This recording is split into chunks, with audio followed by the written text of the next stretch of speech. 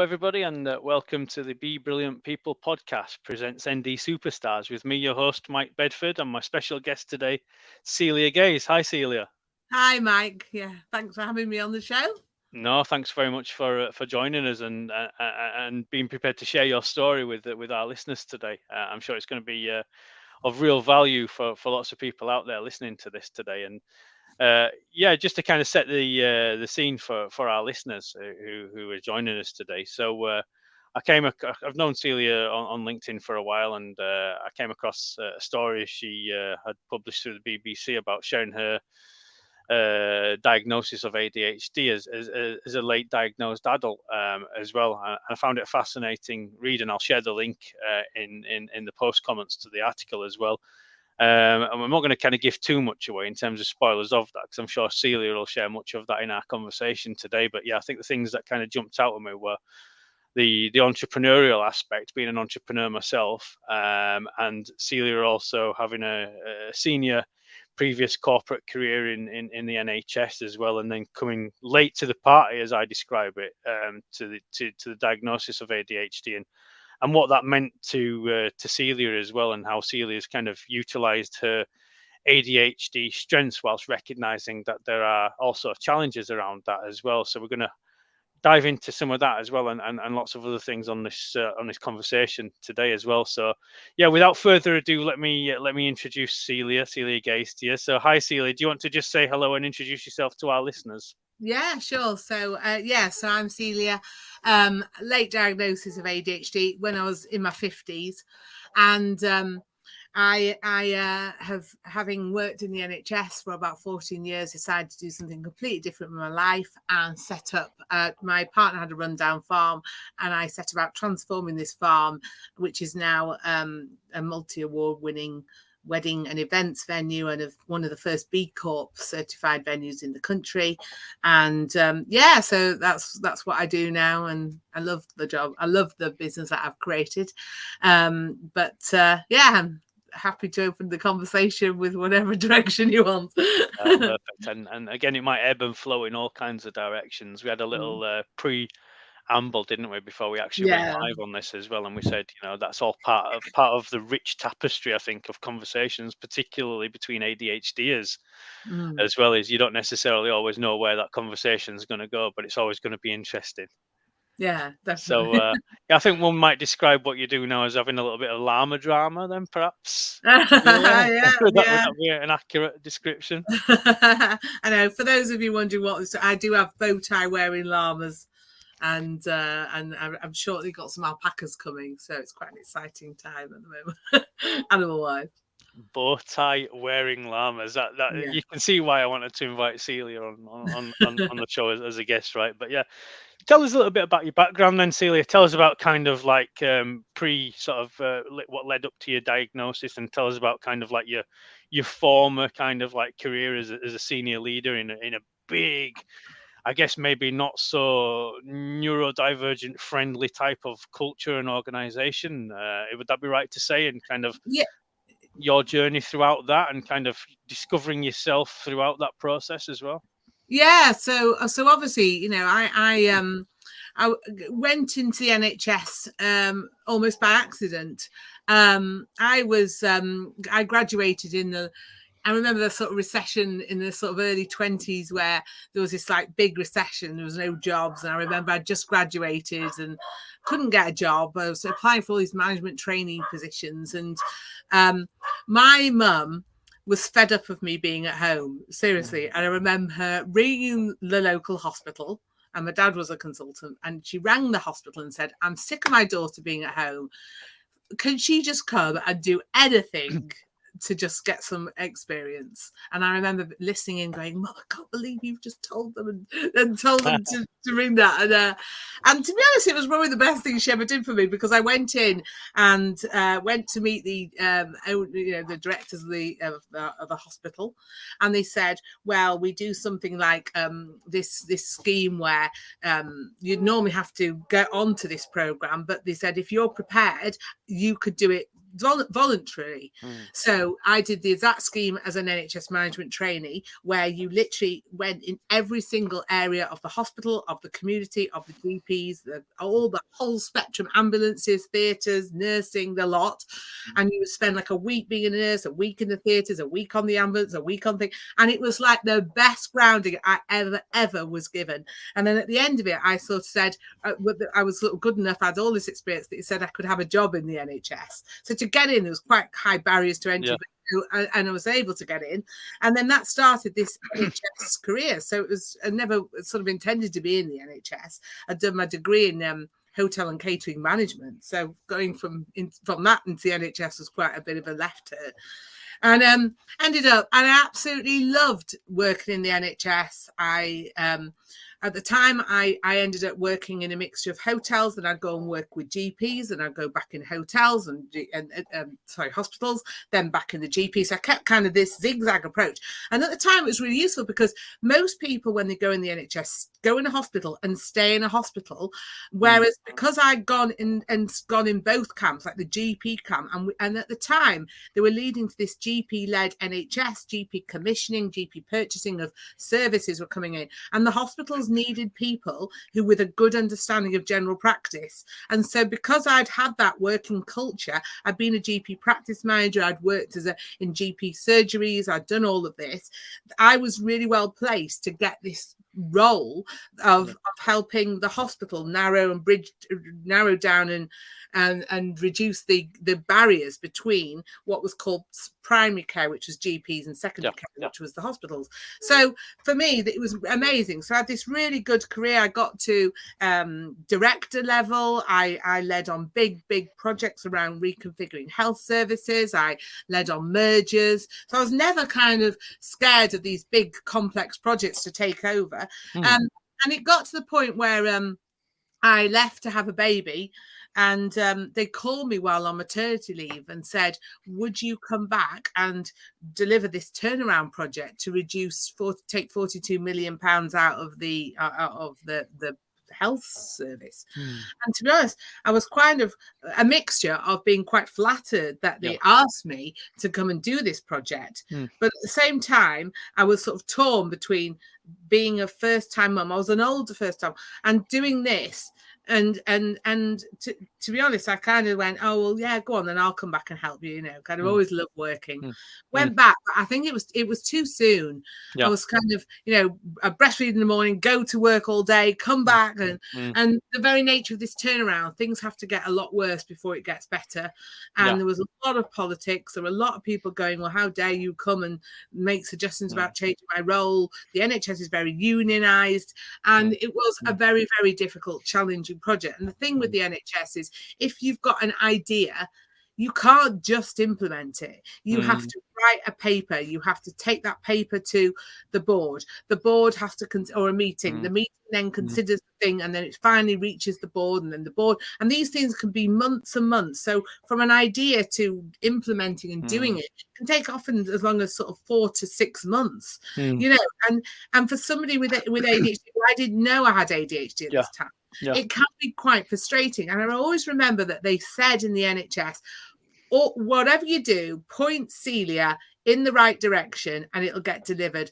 But goodness help you if you've pointed her in the wrong direction. And I always used to think, why on earth would they say that about me? Why, and I didn't. And it was because I had this relentless kind of focus on delivery that I was given a goal, come what may, I'd be like, get out of my way. That is going to be delivered. And there weren't many people in the NHS who had that kind of mindset of, get on with it, move out, and I think that's why I got on very well in the health service, because I did have that real focus on.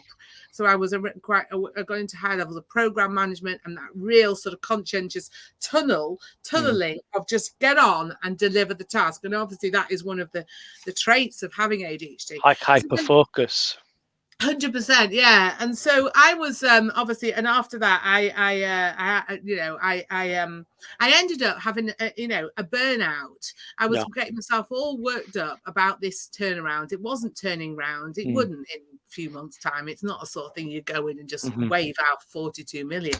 And And I was driving to work and I was feeling absolutely sick. And yet I didn't know anything about stress, nothing about what the symptoms. I know it sounds a bit stupid, but my level of self-awareness of all this stuff wasn't great. And I was just carrying on. And I think that's what you do. A lot of people with ADHD get burnt out because of this relentless keep going. Boom, And boom.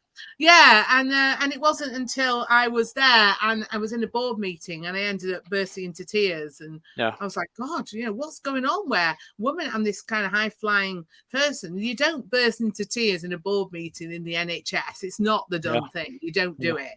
And I was so embarrassed, and I kind of left. And one of the people who was a nurse said to me, do you think you should go and see the doctor? Now in these days, this is sort of you're talking a long time ago. It's about 20 odd years. Well, it's not 20 years. In those days, if you declared stress on your CV and you left work with stress, it was a bad thing. It was a limiting career move. It's like the black mark of a pirate. It was, because you in those days, recruitment was very open. You would look at somebody's health record and you'd be like, oh, stress, she can't handle a job, can't do it. Don't leave it. And so I put off going to the GP and even admitting I was stressed, because I didn't want it to limit my career. I was on a sort of career building mission, and the last thing I needed was a diagnosis of stress. And so when I went to the GP to say to him, I don't feel right, and he diagnosed me with this sort of burnout, I was like, well, what, and he said, you need a few days off, you need some time off. And I went, what, a couple of days? And he went, no, at least a fortnight. I said, what, going off for a fortnight? I said, that's going to look horrendous on my CV and my sort of employment record. I said, I'm not doing that. And he said, well, if you don't take this time off, you're going to be very ill. And I think when somebody spells it out in black and white to you, you think, oh, crikey. And then I was off, and then you feel worse, then you feel embarrassed because I walked out on this meeting, and in the end I thought, I can't go back. I don't want to go back. I'm going to go and continue the maternity leave and forget that I shouldn't have ever gone back. And so basically I ended up after having a load of counselling, I ended up resigning and thinking, what else could I do with my life? And so my partner had this rundown farm, and I just, on a whim, and this is another trait of ADHD, just been very impulsive. I just decided that I was going to do something with this farm, and without any much thought, the next thing I'm kind of building, I'm putting business plans together, and the next thing I'm securing funding, and the next thing I'm literally building. And I'd never done anything like it in my life. I'd never even, I decorated my room, but I'd never kind of, I bought a house and done the decorating. That was the extent. And the next thing, I'm literally knocking down buildings. I'm liaising with architects. I'm installing a wind turbine and installing water treatment plants. I'm liaising with builders and electricians. I'm installing 3-phase power units. I'm building a conference center. You just wanted to get it done again. It went from nothing to this massive project. And then and then there's a whole sort of journey that I've been on. The business is now 10 years old.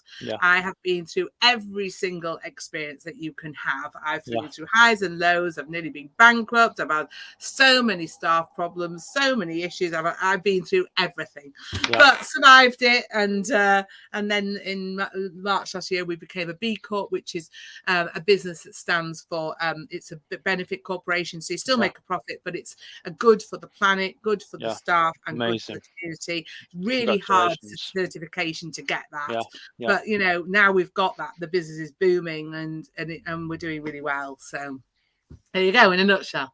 Amazing. There's plenty more to talk about, Celia.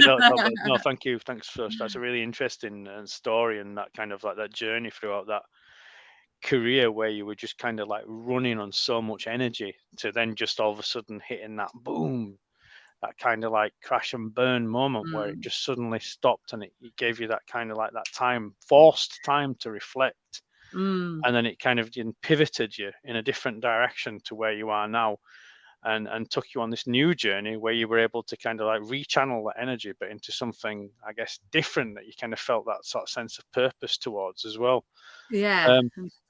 So what led you then to discovering you were ADHD? How did all this come about then? Obviously, you've shared with us your kind of like your journey Yeah. and your experience. So how did ADHD kind of like come about? How did you discover that, and what impact has that had on your life?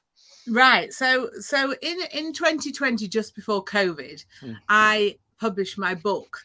And the book was called Why Put a Bow Tie on a Llama. And I wrote this book because Amazing. I had gone through so many problems. I'd gone through so many things. I mean, Jeremy Clarkson had nothing on me with what I went through to get planning permission for that farm and all the problems Yeah. I faced and all that. Yeah. There was hurdle after hurdle after hurdle. It became a massive resilience test. Mm. And I thought, if I don't document this, for other farmers or other people who want to maybe have property and want to do something else with the property, you know, like I did, then it's been a complete waste. And so I got a book deal, a book publisher, and the story was published in the book. Now, there's some things in the book about my style of working.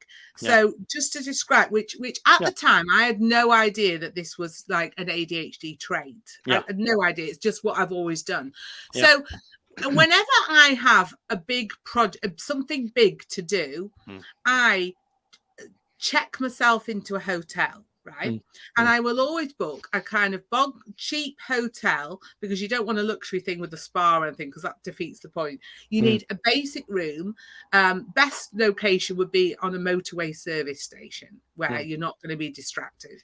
And you check into a twin room, and one bed is used to sleep in and the other bed is used as a desk. And you literally decant everything that is going to do this big piece of work into this hotel room. Now, the point with being in a hotel room is you arrive, it's all decluttered, you have a kettle and usually kind of a glass for water, but that's about it.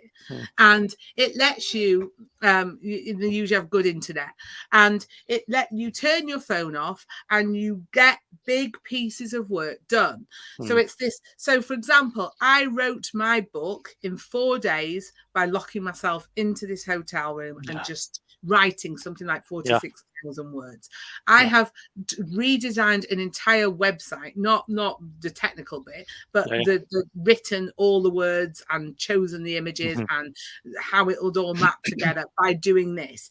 And it's a real sort of, you have a piece of work, you need to get it done, and you literally get up, you work, you maybe go and get to the service station, get whatever, and you get back in your room and you work like 14, 15 hour days just to get this done. And over 4 days later or 3 days later, you emerge and you're like, oh, where's my family? And you've got this massive piece of work done.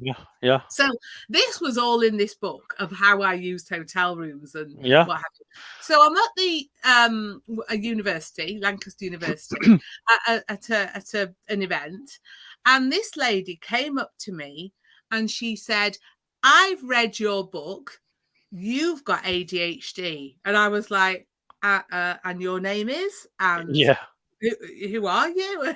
It just seemed like a really strange thing for somebody to come straight up to me and go, just give you a diagnosis, just like that. And it was like, what on earth are you talking about? I've got ADHD. What are you talking about?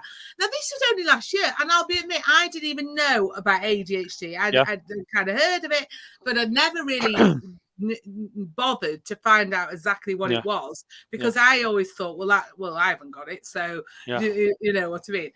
So when I got home, it's like, now the thing with somebody with ADHD tells you, it's like they plant a seed and then you have to find out. Like, I couldn't just, I mean, it's like when I had that burnout, before when I had all the stress and the burnout, I couldn't just have stress. I had to go and go, what is stress? I had to Google everything about stress, and then I had to go and do a qualification in stress. You really wanted to learn the subject. In organizational stress. I couldn't just be stress. Everything has to be in the nth degree. So this was like this. When I was at ADHD, I couldn't leave it that somebody had said to me, "You've got ADHD." I'm like, well, I have dog with a bone. Yeah, so I had to then so I messaged her and said, how do you find out about diagnosis? How do you know I've got ADHD? So she sort of, we met and she said, you've got all these traits, you're hyper focused, the way you are, the way you have worked in these hotels, it's got it written all over you. So I was like, well, I want to find out. But you'd never seen that, yeah. So, I mean, you know, I'm very loyal to the NHS. I don't usually have private healthcare, but when I looked at the waiting times for ADHD, I was like, there is absolutely no way I'm prepared to wait like that. So I just said, how did you get diagnosed with ADHD? I said to this lady, and she said, oh, I've got this doctor, or this psychologist rather. And I said, well, just give me his number and I'm going to go and get them. But at the time, I wanted to do something for my son, and I went to see if because it was about my son. But while I was there, I said to the psychologist, could I get tested with ADHD? So he said, well, you have to wait. I said, well, I can't wait. I said, no, you didn't know. I said, I need to know. Goes, can't leave here today until you're going to have to wait a fortnight and then come back if you still want the diagnosis. Well, for me, that was like a no-brainer, you know. And I went back and he did all the tests and all of the things. We sat there for about about 2 hours, and then he said, I have been a psychologist for, I think it was about 20-30 years, and he goes, I have never been more sure of a diagnosis of anybody that I've ever seen. He said, you are absolutely got this ADHD. Radiating off you, radiating. And I never kind of, and so, and then it was like, oh, right, okay. And it was almost, oh, right, well, I've got it. So that now explains how I've been. And it was almost this kind of, right, okay, now what do I do about now I've got this diagnosis? And I haven't gone down the kind of medication route or anything like that, because I've actually found that this ADHD enables me to do absolutely so much more than maybe than the average person. I'm not saying some sort of, but this was what was picked up by the BBC, and I didn't say this, but they claimed, and in this article, they said ADHD is my superpower. Now, I didn't actually say that, but you know, these journalists, they put words in your mouth. A good lie, and it was ridiculous because somebody said, do you know you're on the BBC? And I went, what are you talking about? I'm on the BBC. And it was ridiculous. You know how you put your phone on that BBC app? And they give you like the top stories. Yeah. Well, under the Ukraine war was my ADHD as a superpower. And I was like, God, if the BBC got nothing else to talk about, why on earth was my story ended up in that like highlights of you know, the top news stories of the moment, which was crazy. But to be quite honest, it then all started, you know, having that diagnosis started making a lot of sense, and it put things into a lot of perspective for me. Sounds like you've been on quite a journey then, since that moment where that person just kind of randomly walked up to you and said, do you know your ADHD? To then kind of thinking, I can't just let that go. And that seed was planted then in your mind, and then you went away then to kind of find out more and learn more. Have you been on that kind of? Would you say you've been on that kind of learning journey? Then have you got that? Have you had that same kind of obsession about wanting to learn about ADHD? Yeah, I think well, I think I've done some, I mean, I've kind of watched some, you know, listened to podcasts, I've read some books on it, I've bought a couple of books around written by entrepreneurs who had ADHD and how they've applied the ADHD. But for me, I have never seen ADHD as like, well, you know, obviously I was late to the ADHD, you know, this diagnosis. Late to the party. What I have read is that like adults with ADHD are 60% more likely to be fired and 30% more likely to experience sort of chronic employment issues. Yes. And they're 3 times more likely to quit on impulse on jobs. Yeah. And there seems to be quite a negative sort of image associated around ADHD. And yet, from my perspective, it is absolutely been a complete game changer in allowing me to do so much stuff. I liken it to, you know, when I'm on my computer, whereas some people may have sort of 4 or 5 tabs open, I have like 15 open, and I have the ability, like other people, to relate it to work on the most incredible creative projects. I absolutely, there may be downsides, like I'm very impulsive, I often don't think before I speak, I lose things, I kind of have experienced burnout and stress. Even though I went on to study stress, I've probably been burnt out 3 times in my life already. And stress is an ongoing thing. I'm always bored very easily. I have to have variety, but on the same time, I deliver. I believe that my business is successful because this condition gives me sort of so much creativity and imagination. It gives you insights that you've not been given to more. You can tackle multiple things at the same time. You have a driven focus to achieve this unstoppable energy that comes from nowhere, and this which and this amazing resilience, all of which are like these fantastic traits of entrepreneurs. I think when I talk, I mean, I'm in lots of entrepreneurs groups, and when I talk about this ADHD, you find a lot of entrepreneurs have ADHD, which enables them to be so resilient, successful, imaginative, and everything else that comes with it in their own business. And I really want to change that perception that for me, if there was some candidates and there was a candidate with ADHD and there was a candidate with not, I'd hire the one with ADHD, because I know that they would be so driven, so motivated, so getting on with it, so creative, so being able to willing to change. Yes, they might be impulsive and they might have, but they work at a faster pace, and it's just about putting the right systems and the right processes in for the people with that. But I feel you get probably far more from them than you would from some other types. And I honestly don't see anything negative about having ADHD at all. No, it's fascinating. What tips then would you give to employers to actually be able to utilize the strengths of their ADHD workforce? I think that you have to have quite clear direction.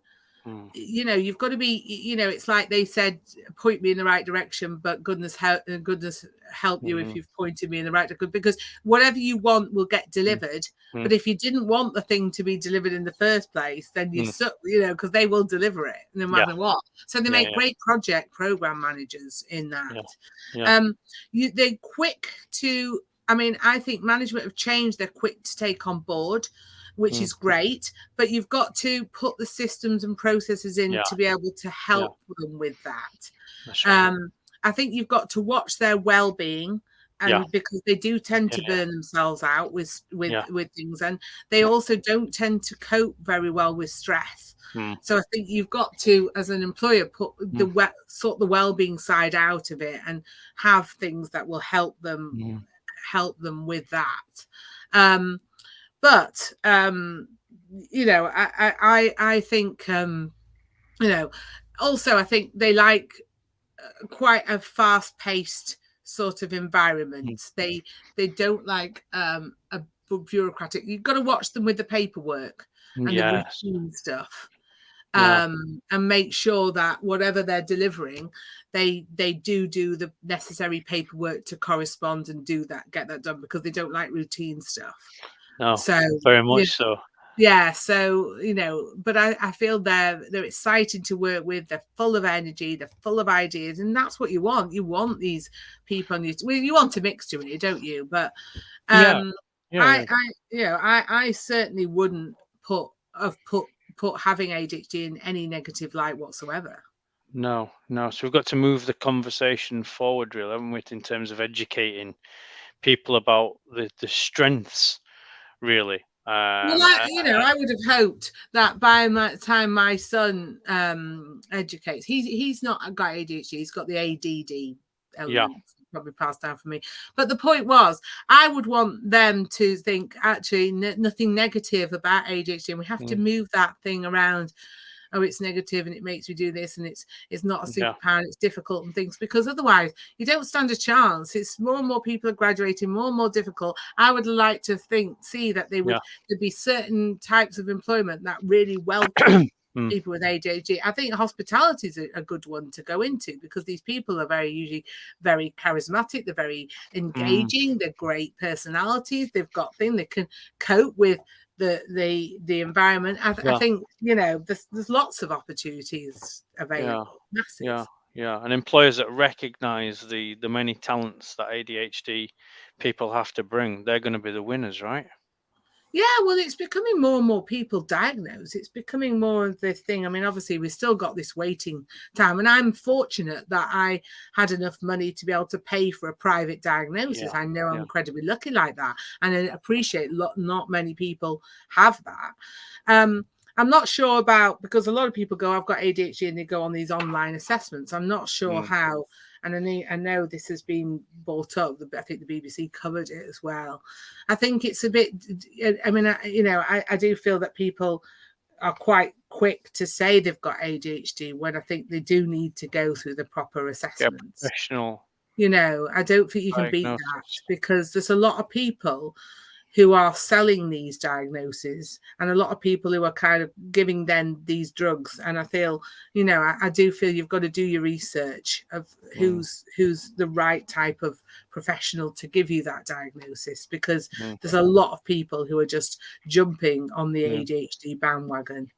And I think it's important to really look at the reviews, look at who you're getting. There doesn't seem to be a lot of accreditation around that anybody seems to be. I mean, Celia, you've got a background in NHS, haven't you? And I'm not putting you on the spot or anything like that. But what do you kind of see as being the major challenges for the NHS then in overcoming like the massive years and years worth of backlogs for people who are now seeking, who can't go through the private diagnosis route for whatever reason, and who really rely on the NHS but just can't access those services and can't get to that support? What sort of things do you think could be done differently to be able to enable people to get that support? I think this almost roots in, so you could go to your GP and or, I mean, like mine, if this NHS app, if you go on that NHS app, if you phone your receptionist, you're never going to be able to get in. But if you go on the NHS app, well, my surgery enables me to select a nurse or a mental health wellbeing consultation. And I think trying that route, because then they refer you to see. Now, how I got in with this as well is I'd gone to my doctor with another incidence of feeling stress and burnout. This was not a long time ago. This is about last year. And he referred me for CBT therapy. Now, when I got that therapy and did that, they then diagnosed again ADHD and said, I think you've got ADHD tendencies. Do you want us to put a referral in? And I said, yeah, I do. But at the same time, I couldn't wait to find out. So I said, I'm going to go and sort it out myself, and I'm going to get this thing. But sometimes if the doctor is a bit reluctant, you can go through this yourself. Go on that NHS app, select the mental health one, go and get the CBT therapy, and then you're in the system.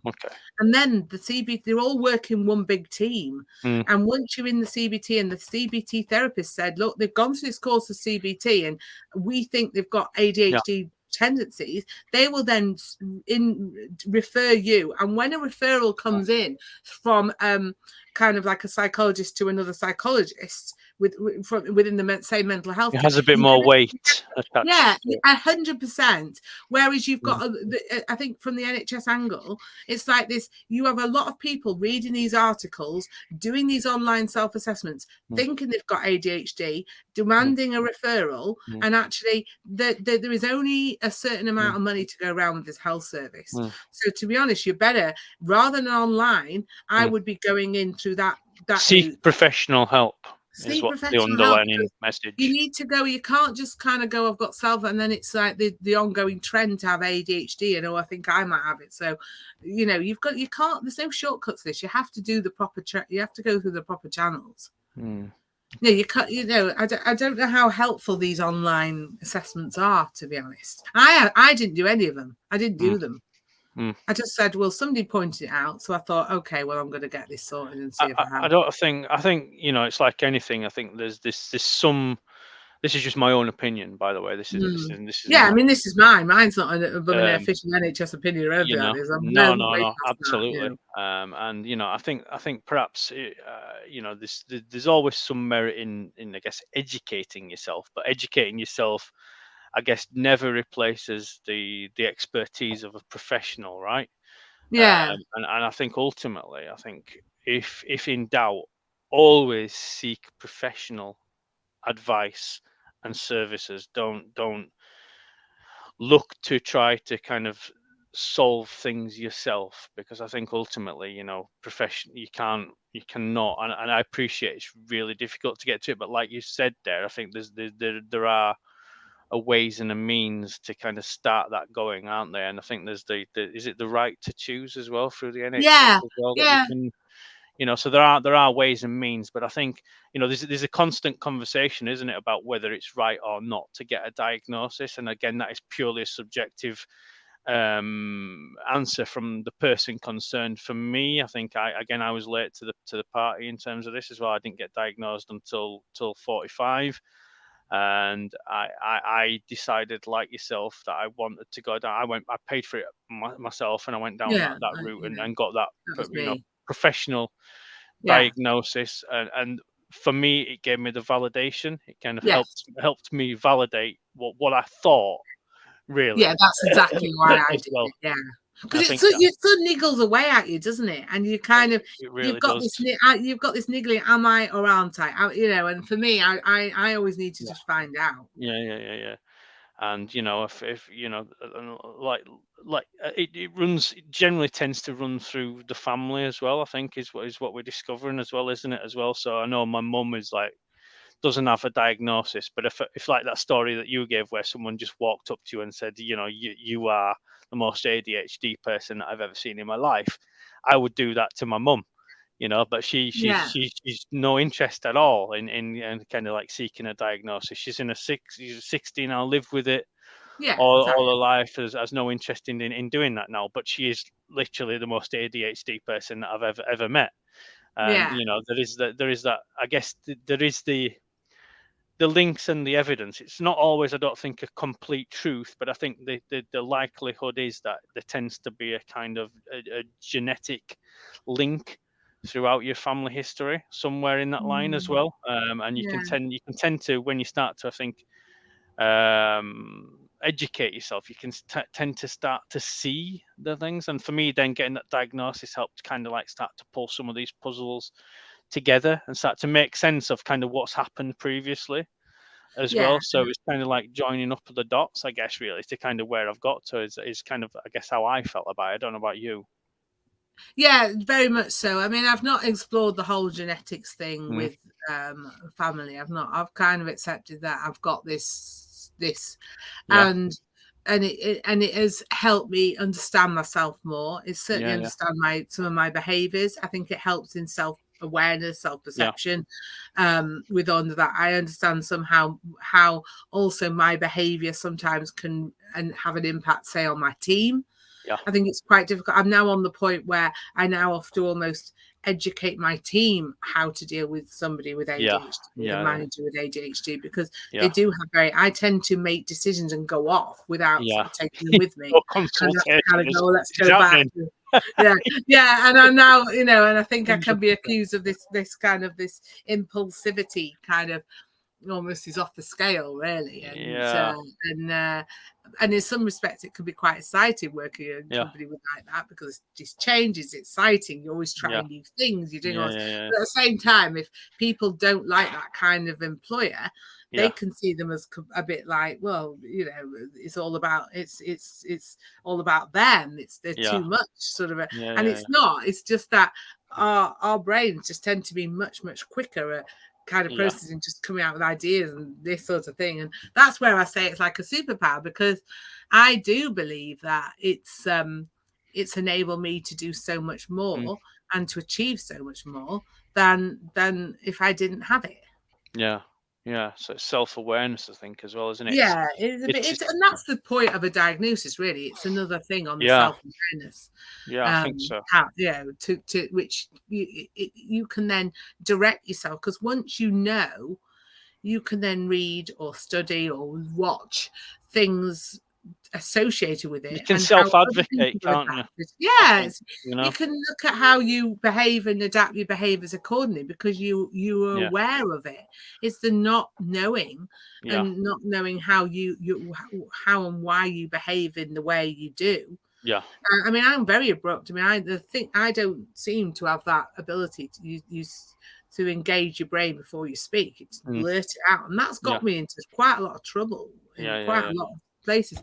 And then so now I explain to my staff that I don't ever take offense. I said I might come out with something which you perceive as being quite rude, but for me, it's just the way I say things. Just how our brains are firing in it's ways, not, isn't it? it's not. I don't mean to be rude, and it's not a criticism as you, but I just think before you speak.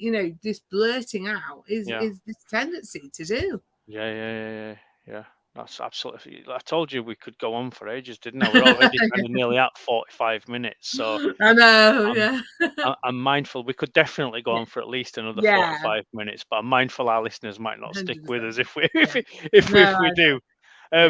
So I guess just in kind of summarizing then, and thinking about our listeners who, and ultimately we said, didn't we, before we even joined this, that the ultimate purpose of doing things like this is to reach out and to help people who might be listening, who might be kind of stuck in a bit of a conundrum themselves, or listening in and not sure about what to do, where they are, and so on and so forth. So sharing some of this might be helpful for them, and equally those that already are on the journey, helpful for them as well. But what would be kind of like your top 3 tips from your own kind of journey and experience for people who are out there listening to this and listening in, kind of wanting to kind of pick up some bits of advice and kind of help them on their journey? What would be the top 3 things you've learned on this journey yourself? I think don't sort of brand yourself as having some sort of negative element about you. If you do find it, see it as a positive thing that enables you to channel your strengths and sort the weaknesses out of that this condition brings. But don't let people brand you into seeing something that is negative. I think when you're going for employment, be quite open about it, but emphasize the things that it allows you to do above and beyond other candidates. Don't sort of go and don't use this I've got ADHD kind of as a label.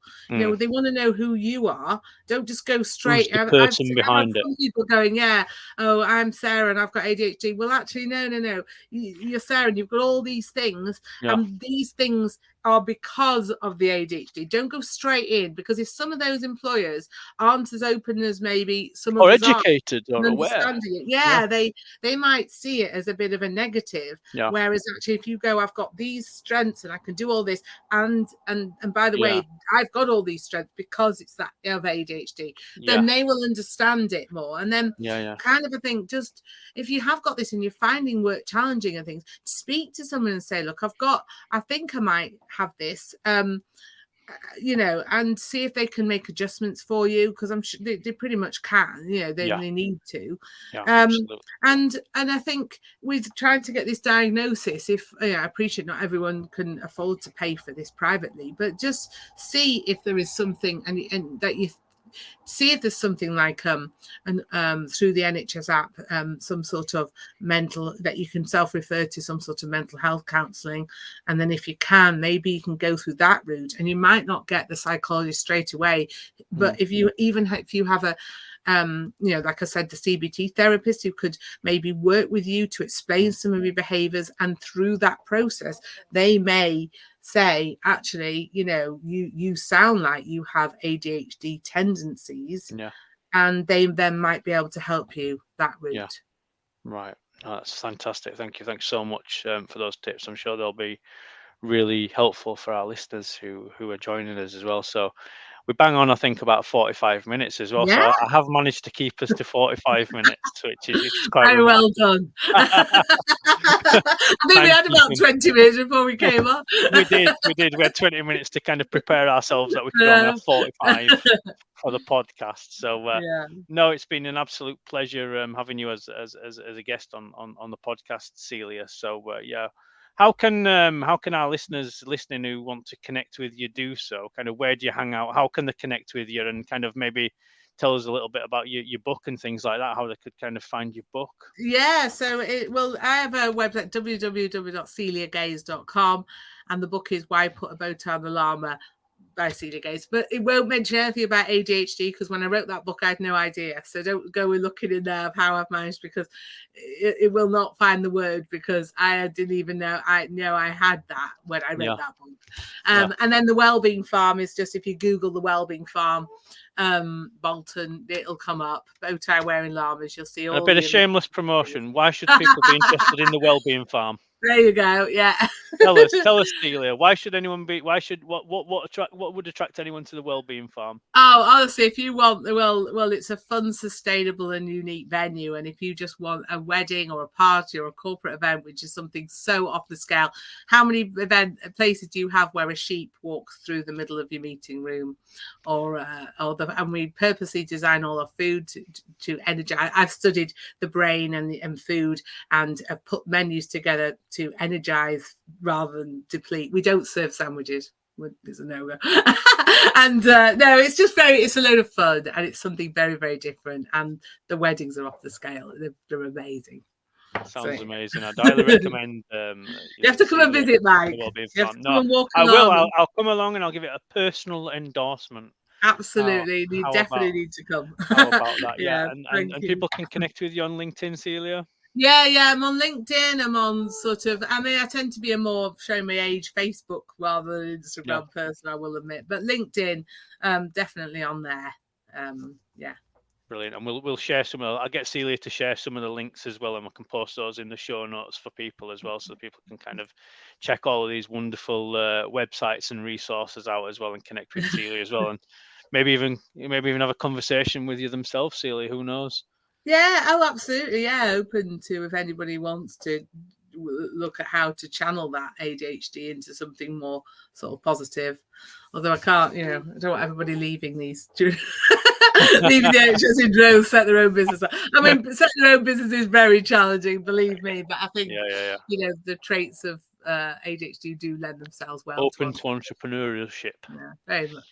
Yeah, no, right, brilliant. That's been an absolutely fantastic conversation. Thanks so much, Celia, for everything that you've given today. No, thank you, Mike, honestly, and thanks to the podcast, because things like your podcasts are what is really helping, and helps others, and helps with the awareness, and helps the understanding, and we're just going to do a lot more of this. Perfect. Thank you so much once again, and take care of yourself, Celia, and our listeners, take care of yourself and each other. Bye for now. Brilliant. Thanks. Bye.